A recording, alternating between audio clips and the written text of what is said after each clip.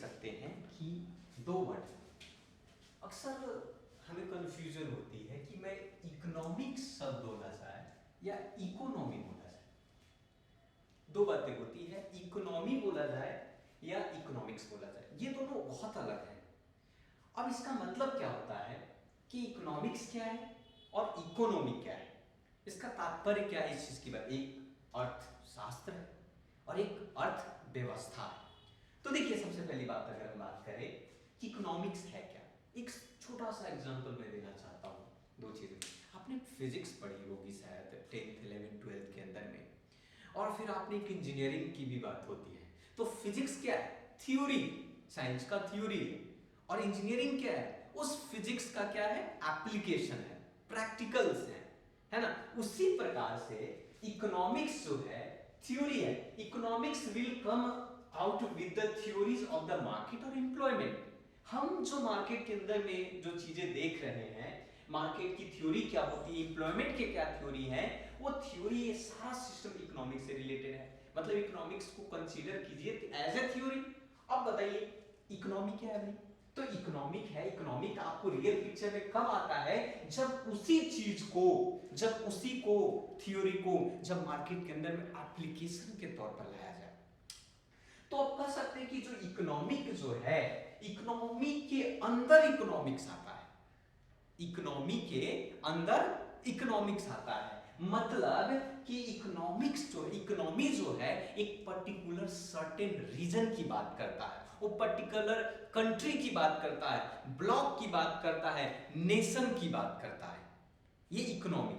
तो मतलब आप कह सकते हैं, जैसे आपने सोचा होगा कि भारत की इकोनॉमी दिन पर दिन बढ़ती जा रही है, तो ये इकोनॉमी एक सर्टेन रीजन की बात कर रहे हैं कि उस सर्टेन रीजन की अर्थव्यवस्था कैसी है। इसीलिए हिंदी में कहा गया है इकोनॉमिक्स अर्थशास्त्र हुआ एक ऐसा। अब सवाल है, अर्थशास्त्र की बात कर लेते हैं कि अर्थशास्त्र है क्या, व्हाट इज अर्थशास्त्र, इकोनॉमी, इकोनॉमिक्स है क्या। तो कहा जाता है कि अर्थशास्त्र सामाजिक विज्ञान की वह शाखा है, अर्थशास्त्र सामाजिक विज्ञान की वह शाखा है जिसके अंतर्गत वस्तुएं और सेवाएं अर्थात गुड्स एंड सर्विसेज और उत्पादन, वितरण तथा उसके उपभोग के बारे में हम अध्ययन करते हैं। आप क्या करते हो, सिंपल सी बात है, हमारे पास जो मिनरल्स है, हमारे पास जो रिसोर्सेज हैं, उसी रिसोर्सेज को या तो हम उत्पादन करते हैं या तो उसी उत्पादन के जरिए पर उसका हम विनिमय करते हैं। विनिमय का मतलब एक्सचेंज होता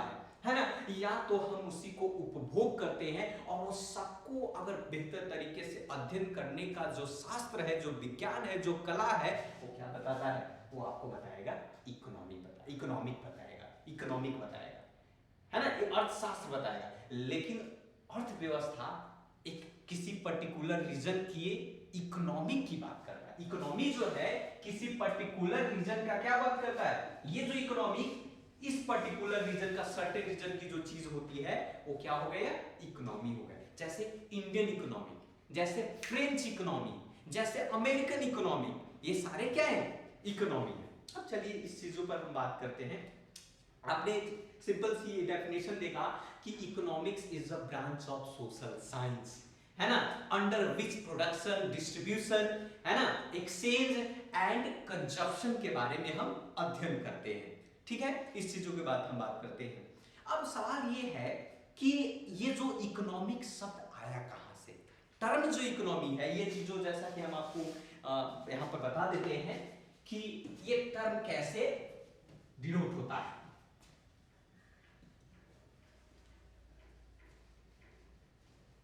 तो सबसे पहले बात ये देखा जाए कि ये टर्म आया कहां से, इकोनॉमी आया है। ये जो इकोनॉमिक्स है आपका, ये इकोनॉमिक शब्द जो है कहां से आया, ये शब्द ग्रीक भाषा से लिया गया है। ये शब्द कहां से लिया गया, आपका ग्रीक भाषा से लिया गया है। और ग्रीक भाषा के इकोनोमिया, इकोनॉमिक्स जिसको हम बोलते हैं, ये देखिए ये शब्द है आपका, है ना, इकोनॉमिक्स। इको का मतलब दो शब्द से बना होता है। ओ, ये देखिए ये शब्द है आई, ओ इको, और नोमोस, ओ इको का मतलब होता है, ये देखिए ये होता है लॉ ऑफ कस्टम, और ये हाउस होता है, इसका इसका मतलब हाउस, ये आपका लॉ ऑफ कस्टम।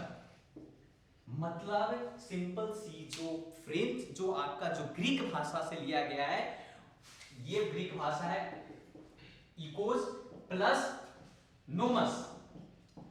नोमस ये दो शब्द से मिलकर बना है इकोनॉमिक्स, जिसका मतलब होता है मैनेजमेंट ऑफ हाउस होल्ड। जिसका क्या मतलब होता है? मैनेजमेंट ऑफ हाउस होल्ड होता है। अब ये टर्म क्या था? अब सवाल ये था कि चलो ठीक है, इकोनॉमिक्स ग्रीक भाषा से ले लिया गया, house hold, management of house hold की बात करते हैं, और उसी आधार पर पूरी दुनिया को या पूरी पर्टिकुलर रीजन के जो मैनेजमेंट करते हैं वो अर्थव्यवस्था कहा जाता है। अब देखिए, सबसे पहली बात की डेफिनेशन की बात करते हैं। जैसा कि आपने पढ़ा था कि अर्थशास्त्र का पिता एडम स्मिथ को कहा गया। अर्थशास्त्र का पिता एडम स्मिथ के बारे में अगर मैं आपको बता दूं कि एडम स्मिथ को अर्थशास्त्र का पिता कहा जाता है क्योंकि उन्होंने पुस्तक लिखी थी वेल्थ ऑफ नेशन 1776 में, है ना। वो स्कॉटलैंड के थे। वो कहां के थे? स्कॉटलैंड के थे। अब एडम स्मिथ ने सबसे पहले इकोनॉमिक का एक डेफिनेशन दिया। वो डेफिनेशन क्या था सर? वो डेफिनेशन था कि economic is a study of wealth. Economic is a study of wealth only. तो उन्होंने वो चीजें दिया और उसके आधार पर इकोनॉमी की शुरुआत हो जाती है। अब देखिए, दो चीजें होती है। अर्थशास्त्र को दो भागों में डिवाइड किया गया। अब धीरे धीरे हम चीजों को आगे बढ़ते जाएंगे। अर्थशास्त्र को दो भागों में विभक्त किया गया। पहला माइक्रो इकोनॉमी और दूसरा जो होता है मैक्रो इकोनॉमी, है ना। माइक्रो इकोनॉमिक सूक्ष्म अर्थव्यवस्था,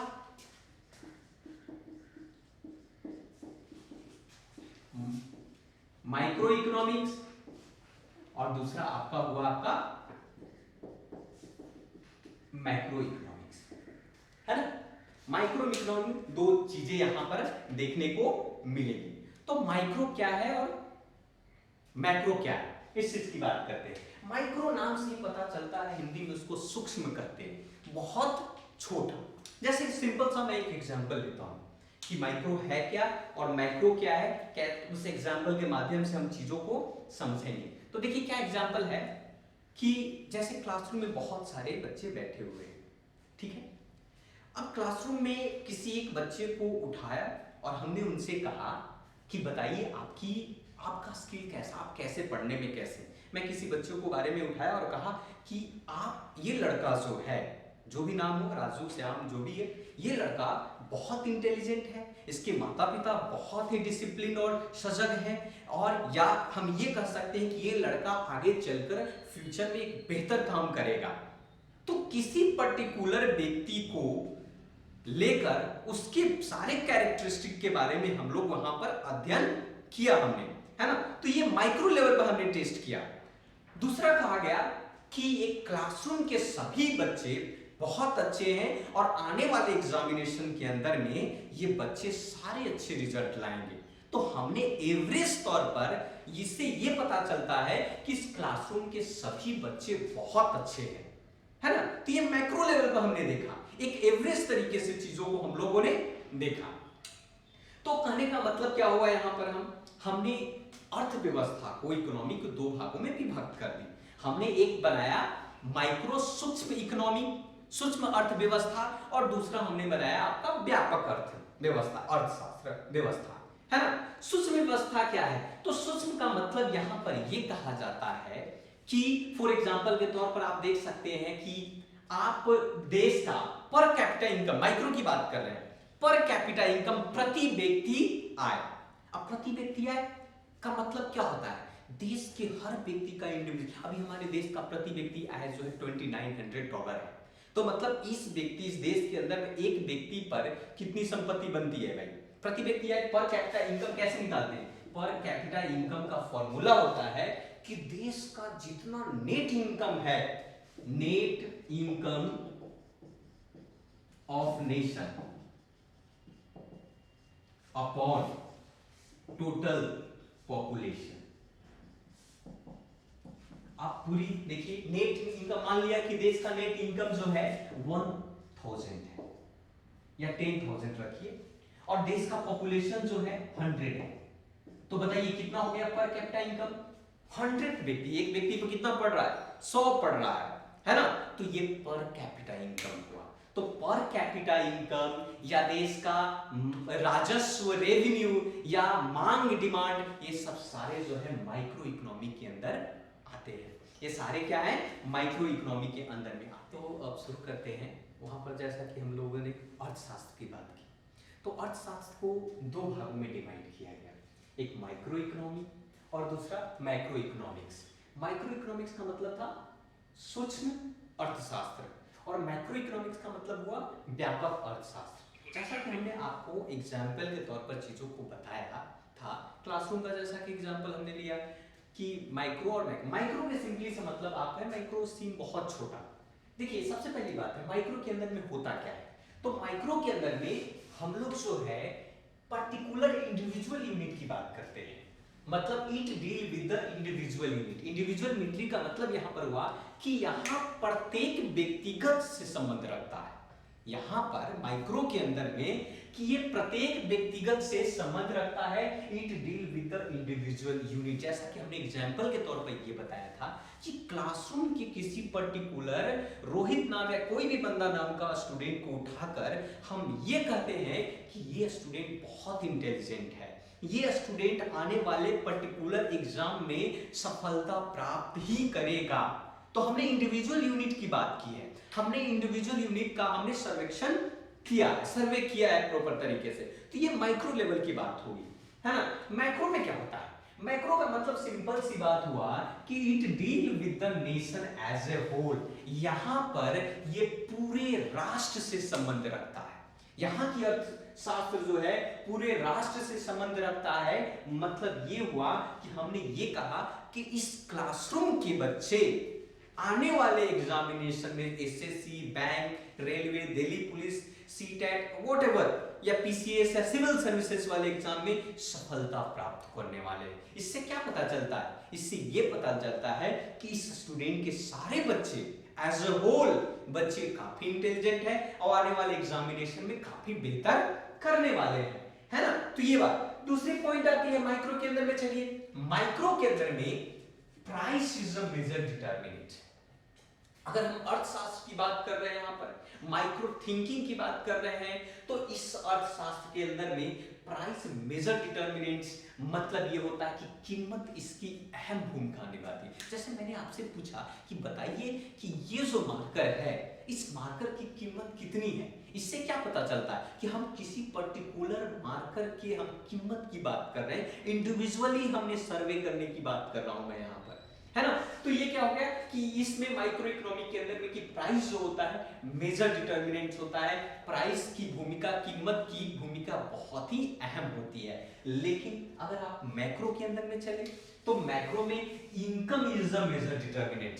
तो यहां पर क्या हो रहा है भाई कि आय इसकी अहम भूमिका है। जैसे मैंने एग्जांपल के तौर पर बताया कि हमारी जो है मासिक ईयरली आय इतनी है ना। ईयरली मतलब एक एवरेज तौर पर इस चीजों को हमने देखा है। तो इनकम यहां पर आय जो है इसकी अहम भूमिका में आ रहा है यहां पर। तो ये मैक्रो लेवल की बात कर रहे हैं, व्यापक तौर पर हम बातें कर रहे हैं कि व्यापक तौर पर आय की बात हो रही है। दूसरी पॉइंट आइए आप माइक्रो के अंदर में फिर से कि माइक्रो जो है डिपेंड करता है इंडिविजुअल डिमांड और इंडिविजुअल सप्लाई पर।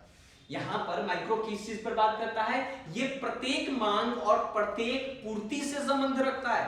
अर्थात कि ये सिंपल सी इंडिविजुअल डिमांड और इंडिविजुअल सप्लाई की बात कर रहा है, इंडिविजुअली प्रत्येक की बात कर रहा है। लेकिन अगर यही बात किया जाए मैक्रो के अंदर में, तो मैक्रो के अंदर में ये डिपेंड करता है एग्रीगेट डिमांड की बात करता है। एग्रीगेट का मतलब होता है कुल, टोटल, है ना। एग्रीगेट सप्लाई की बात करता है, ये एग्रीगेट डिमांड और सप्लाई की बात करता है। अगर सिंपल सी बात है डिमांड और सप्लाई आगे चलकर हम इन्फ्लेशन में पढ़ेंगे, काफी इसका अहम भूमिका है, आपको समझ में आएगा। इसके बाद जो हम चैप्टर शुरू करेंगे इन्फ्लेशन, मुद्रास्फीति की बात करेंगे, तो उसमें हम काफी डिटेल से हम बताने वाले हैं कि डिमांड और सप्लाई पर इन्फ्लेशन का क्या प्रभाव पड़ता है। तो हमने देखा जैसा कि इंडिविजुअल डिमांड और इंडिविजुअल सप्लाई की बात हो रही माइक्रो के अंदर में, लेकिन मैक्रो के अंदर में एग्रीगेट डिमांड और एग्रीगेट सप्लाई की बात हो रही, मतलब कुल डिमांड और कुल सप्लाई की बात हो रही। वहीं पर ये मतलब सिंपल सी बात, ये एवरेज की बात करता है और इंडिविजुअल की बात करता है। अब चलिए एक बड़ा इंपॉर्टेंट सवाल कई बार पूछे गए हैं एग्जामिनेशन के अंदर में कि फादर ऑफ माइक्रो जो इकोनॉमी है, फादर ऑफ माइक्रो जो इकोनॉमी है, वो father of micro economy Adam Smith को कहा जाता है। मतलब एडम स्मिथ को सूक्ष्म अर्थशास्त्र का जनक माना जाता है। लेकिन यहीं पर फादर ऑफ मैक्रो इकोनॉमी जो है जेम केनिथ साहब को माना जाता है। अब सवाल यहाँ पर थोड़ा सा आप देखिए कि जेम केनिथ साहब क्या थे। तो आपको मैं बता दूं कि नियो क्लासिकल आइडियोलॉजी के तौर पर, है ना, जेम केनिथ साहब की आइडियोलॉजी ने 1930 के दौरान में पूरी दुनिया को एक नई अर्थव्यवस्था का प्रदान किया उन्होंने। उनका एक बुक था, आप देख सकते हैं कि general theory of employment, interest and money नामक उन्होंने बुक लिखी थी 1936 में, और उसी बुक से एक नई आइडियोलॉजी आती है। क्योंकि 1929 में ग्रेट डिप्रेशन आया था, पूरी विश्व जो है ना, पूरी विश्व जो है ग्रेट डिप्रेशन से गुजर रहा था, है ना, इकोनॉमिक क्राइसिस से गुजर रहा था। तो वहां पर एक नया कॉन्सेप्ट आता है आपका, ये केनिथ साहब था, जेम्स केनिथ साहब का, और उसी बुक के माध्यम से तो वो हम लोग नियो क्लासिकल आइडियोलॉजी के तौर पर आता है वो, है ना। अब चलिए यहाँ पर जैसे एग्जांपल माइक्रो इकोनॉमी का एग्जांपल क्या है, माइक्रो इकोनॉमी का एग्जांपल है पर कैपिटा इनकम, प्रति व्यक्ति आय। माइक्रो इकोनॉमी का एग्जांपल है demand and supply. Micro economy का एग्जांपल है रेवेन्यू, प्राइस थ्योरी। ये सारे क्या है, माइक्रो इकोनॉमी के उदाहरण है ना। अब दूसरी इधर चलिए, तो यहाँ पर मैक्रो इकोनॉमी में हम नेशनल इनकम की बात करते हैं। भारत की नेशनल इनकम कितना है, राष्ट्रीय आय कितना है, भारत का जीडीपी कितना है, भारत का जीएनपी कितना है ना, ये सारा चीज कोई बात करते हैं नेशनल इनकम के अंदर में आता है। तो ये एवरेज तौर पर हम बात कर रहे हैं। वहीं पर प्लानिंग की बात होती है, टैक्सेशन की बात होती है, बजट की बात करते हैं, बैंकिंग, ये सारे जो है मैक्रो इकोनॉमी है। ये सारे क्या है, मैक्रो इकोनॉमी है। तो इस तरीके से माइक्रो इकोनॉमिक और मैक्रो इकोनॉमिक में हम लोग अंतर स्पष्ट करते हैं, है ना। दूसरी बात देखिए, 1933 में रैगनर फ्रेंच ने इकोनॉमी को, माइक्रो इकोनॉमी को उन्होंने डिवाइड किया था और बताया था, है ना। तो ये चीजें यहाँ पर दो पार्टे में हम लोगों ने डिवाइड कर दिया, है ना। चीजों को हम लोगों ने यहाँ तक समझा, ठीक है। तो ये आपका डिवीजन था, आपका कैटेगराइज हम लोगों ने माइक्रो और मैक्रो में किया। अब ये बात आपको बेहतर तरीके से समझ में आ गई होगी कि माइक्रो इकोनॉमी क्या है और मैक्रो इकोनॉमी क्या है, सूक्ष्म अर्थशास्त्र क्या है और व्यापक अर्थ। अब सवाल क्या क्या बन सकता है, सवाल पूछ सकता है इसमें, फादर ऑफ माइक्रो इकोनॉमी आपसे पूछ सकता है, या फादर ऑफ मैक्रो इकोनॉमी पूछ सकता है, या फिर ऑप्शन में ये दे सकता है आपको कि पर कैपिटा इनकम को ऑप्शन में दे दिया, पर कैपिटा इनकम, और पूछ रहा है कि इनमें से कौन सा माइक्रो इकोनॉमी है, और ऑप्शन में एक पर कैपिटा इनकम है और बाकी नेशनल इनकम, प्लानिंग, टैक्स और ये सब ऑप्शन। तो उसमें आपको पहचानने के लिए आपको पूछ सकता है कि इनमें से कौन सा माइक्रो इकोनॉमी है। तो पर कैपिटा इनकम क्या है आपका, माइक्रो इकोनॉमी है। डिमांड सप्लाई क्या है, माइक्रो इकोनॉमी है आपका, है ना। रेवेन्यू क्या है, माइक्रो इकोनॉमी है। यही उल्टा यहाँ पर भी सवाल पूछ सकता है इनमें से माइक्रो इकोनॉमी कौन सा है, नेशनल इनकम, प्लानिंग, है ना, बजट, ये सारे चीज है, ठीक है। तो इस तरीके से हम लोगों ने तो ठीक है। अब हम शुरू करते हैं, आपका जो सेकंड चैप्टर जो है वो आपका इन्फ्लेशन शुरू होता है। इन्फ्लेशन, जिसको आप आमतौर की भाषा में हम महंगाई कहते हैं, है ना। और महंगाई जिसको प्रॉपर हिंदी तरीके से इसके प्रोनाउंसिएशन किया जाए तो मुद्रास्फीति भी कहा जाता है। महंगाई पर कई सारे फिल्म भी आपने देखा होगा, एक गाना हुआ करता था पीपली लाइव का, है कि सैया बहुते कमात है, महंगाई डाइन खात जात है ना। उस गाना में भी आपने सुना होगा। पर सवाल ये है कि महंगाई है क्या, ये कौन ऐसे जानवर है भाई जिसके कारण से पूरी जनता, पूरे देश के लोग, अर्थव्यवस्था के लोग जो है अस्त व्यस्त हो जाते हैं। सवाल है क्या, ये महंगाई है क्या। तो कई सवाल इससे होते हैं। महंगाई में अगर देखा जाए तो सिंपल सा एक डेफिनेशन महंगाई का दिया जाता है कि when prices of goods increase due to which our purchasing power decreases। मतलब सिंपल सी कहता है कि जब लगातार जब लगातार वस्तुओं की कीमतें बाजार में बढ़ती है और जिसके कारण से हमारे खरीदने की शक्ति कम हो जाए तो उसको आप महंगाई कह सकते हैं। जैसे फॉर एग्जांपल के तौर पर अगर देखा जाए कि आप जो कुछ एक ऐसा महीना हमारे यहाँ आता है, जैसे प्याज का भाव जो है, प्याज का कॉस्ट जो है दिन पर दिन बढ़ती जाती है, तो जिसके कारण से आप कहते हो कि प्याज भाई बहुत महंगा हो गया है, महंगाई बहुत ज्यादा बढ़ गई है, हर चीज की कीमतें बहुत ज्यादा बढ़ गई है ना। तो महंगाई सिंपली सी कि जब प्राइस ऑफ गुड्स इंक्रीज हो रहा है और उसके कारण से आपका परचेजिंग पावर, जो खरीदने की शक्ति जो है वो क्या हो रही है, कमजोर होती हो, तो उसको हम इन्फ्लेशन कहते हैं, महंगाई कहते हैं, मुद्रास्फीति कहते हैं। हिंदी में शुद्ध भाषा में कहा जाए तो मुद्रास्फीति होता है। तो मुद्रास्फीति मतलब जब लगातार वस्तुओं की कीमतें बाजार में बढ़ती है और जिसके कारण से हमारे खरीदने की शक्ति क्या हो जाती है, कम हो जाती है, तो महंगाई। अब एग्जाम्पल के तौर पर अगर मैं आपसे पूछूं कि आप बताइए कि अभी मान लिया कि 1 केजी ओनियन का कॉस्ट जो है 20 रुपीज है, 1 केजी ओनियन का कॉस्ट 20 रुपीज है अभी, क्योंकि मार्केट है, डिमांड कम है, प्रोडक्शन ज्यादा है, लेकिन आफ्टर सम टाइम वही 1 केजी का कॉस्ट जो है 80 रुपीज चला जाता है, तो क्या हो जाएगा, डिमांड कम हो जाएगा, लोगों का डिमांड जो है ओनियन में कम जाएगा, क्योंकि यहाँ पर गुड्स के प्राइस जो है बढ़ चुके हैं, 60 रुपीज ज्यादा बढ़ गया भाई, है ना। तो आप कह सकते हैं कि ये मुद्रास्फीति है। पहले 1 केजी 20 रुपए का आता था, अब 1 केजी कितने 80 रुपए का आ रहा है, तो मतलब प्राइस बढ़ गया, तो आपको इसको महंगाई कहते हैं, आप मुद्रास्फीति कहा जाता है। दूसरा चीज आती है इसका जस्ट अपोजिट, डिफ्लेशन।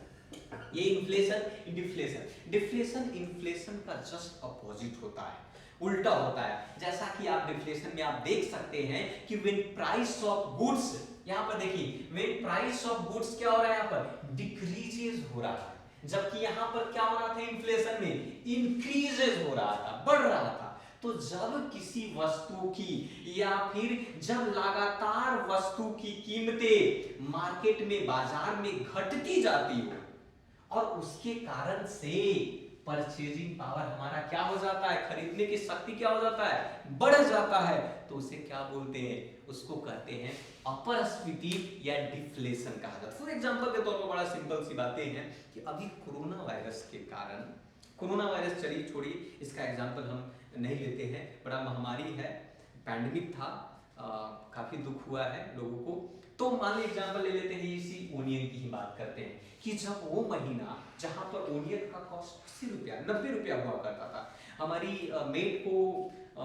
मेड ने कहा कि भाई हमारा किचन का सामान खत्म हो गया है, तो हमने ग्रोफर से ऑर्डर किया, तो ऑर्डर किया तो उसमें हमने ओनियन का कॉस्ट जो है 2 महीना पहले, 1 महीना पहले जब ऑर्डर किया था तो वही 20 रुपीज के जी था, लेकिन जब हमने दोबारा ऑर्डर किया तो 80 रुपीज था।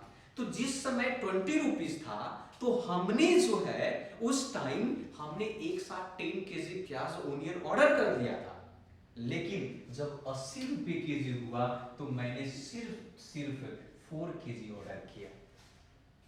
जब तो महंगाई बढ़ गई तो कितना ऑर्डर किया, 4 केजी, लेकिन सब सस्ता था, 20 रुपए हो गए, तो हमारा परचेजिंग पावर भी बढ़ गया, खरीदने की ताकत भी बढ़ गई। तो अब हमने किसको ऑर्डर कितना कर दिया था भाई, 10 केजी हम यहाँ पर ऑर्डर किए, है ना। तो सिंपल सा मतलब ये होता है डिफ्लेशन का मतलब कि जब प्राइस ऑफ गुड्स डिक्रीज करेगा तो उसके कारण से आपकी खरीदने की ताकत क्या हो जाएगी, बढ़ जाएगी, आप अत्यधिक मात्रा में चीजों को खरीदेंगे और परिणाम स्वरूप इस चीज को हम डिफ्लेशन कहते हैं। डिफ्लेशन का सिंपल सा एक भाषा में आप कह सकते हैं मतलब ये हो सकता हो कि आप करोड़पति भी हो और चीजें सस्ती भी हो, है ना। तो ये डिफ्लेशन के तौर पर आप चीजों को कह सकते हैं। एक नया टर्म आया मान लो, तो ये डिफ्लेशन, ठीक है, क्लियर है।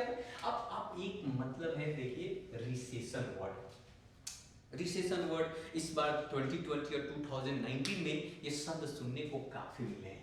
रिसेशन का मतलब होता है मंदी, मोदी मत समझना, मंदी होता है ना। तो मंदी होता है, तो मंदी क्या होता है भाई, सवाल ये है, बहुत बार सुनने को मिला है। तो कहते हैं मंदी का मतलब सिंपल सा अगर देखा जाए तो ये कहा जाता है कि it refer to it is refer to slow down, it is refer to slow down in few sector of economy. अर्थव्यवस्था के कुछ क्षेत्रों में, अर्थव्यवस्था के कुछ क्षेत्रों में अगर देखा जाए तो,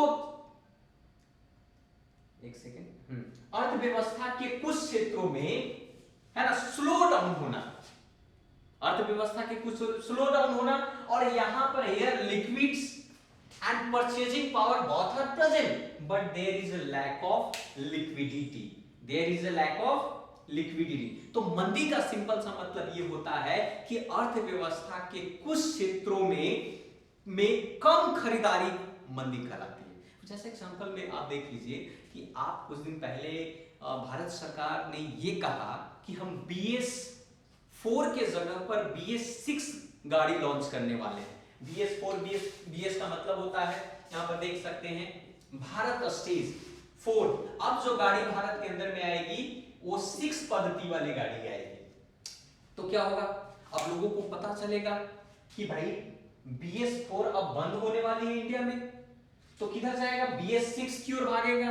लेकिन BS6 में अभी उतना प्रोडक्शन नहीं हुआ है, मार्केट में BS4 ऑलरेडी बन चुका था, तो लोग के पास खरीदने, अब मुझे कोई बोलेगा कि मुझे गाड़ी खरीदनी है, मैं 10 लाख रुपए की मैं गाड़ी खरीदना चाहता हूं, तो 10 लाख रुपए का इन्वेस्टमेंट वैसा जगह करेंगे जो ज्यादा बेनिफिशियल मेरे लिए होगा।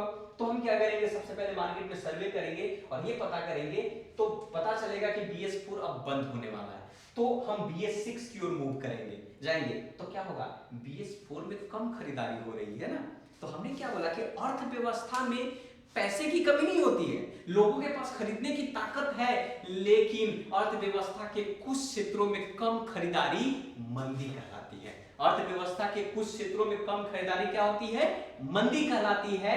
हालांकि यहां पर वस्तु और खरीदने की शक्ति है, दोनों मौजूद होती है, लेकिन अर्थव्यवस्था में पैसे की क्या हो जाती है, कमी होती है, इसीलिए हम उसे रिसेशन या मंदी कहते हैं। और ये मंदी ज्यादातर भोग विलासिता वाले क्षेत्र में पाए जाते हैं, अर्थात लग्जरियस आइटम्स में या फिर इन्वेस्टमेंट के तौर पर यहां को देखने को मिलता है। तो ये आपका क्या हुआ, रिसेशन हुआ। लेकिन एक जस्ट थोड़ा सा एक ऑप्शन है जिसका नाम है डिप्रेशन, जिसको हिंदी में महामंदी कहते हैं या महामोदी भी कर सकते हैं, कि जिस प्रकार से सरकार गवर्नमेंट रही है तो सिर्फ मंदी और महामंदी ही हुआ है, मोदी हुआ है तो मंदी। तो डिप्रेशन क्या है, तो सिंपल सी डिप्रेशन देख सकते हैं कि when there is a excess liquidity in economy due to which, यहां पर आप देख सकते हैं, सॉरी, यहां पर डिप्रेशन का मतलब होता है,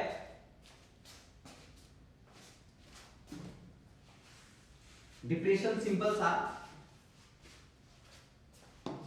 देखिए depression where recession each and every sector, when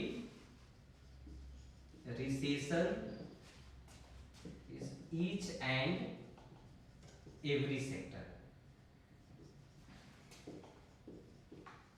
मतलब यहां पर क्या होगा कि अगर जब मंदी हर एक क्षेत्र में आ जाए, मंदी जो यहां पर क्या हो जाएगा, हर एक क्षेत्र में आएगा और उसके कारण से खरीदने की शक्ति जो है पूरी तरीके से खत्म हो जाती है, तो ऐसी स्थिति को हम महामंदी कहते हैं। महामंदी का स्थिति जो है 1929 में भी देखने को मिला था, जिसको ग्रेट डिप्रेशन भी कहा जाता है, ये विश्व महामंदी के रूप में उसको जाना जाता है। तो ये जो था तीन जो टर्म बहुत important, inflation, deflation, recession, depression. अब हम पढ़ेंगे टाइप्स ऑफ इन्फ्लेशन, कितने प्रकार के इन्फ्लेशन होता है, स्टैगफ्लेशन क्या होता है, हाइपर इन्फ्लेशन क्या होता है, क्रीपिंग इन्फ्लेशन क्या होता है, डिमांड एंड सप्लाई क्या होता है, ये टाइप्स ऑफ इन्फ्लेशन के अंदर में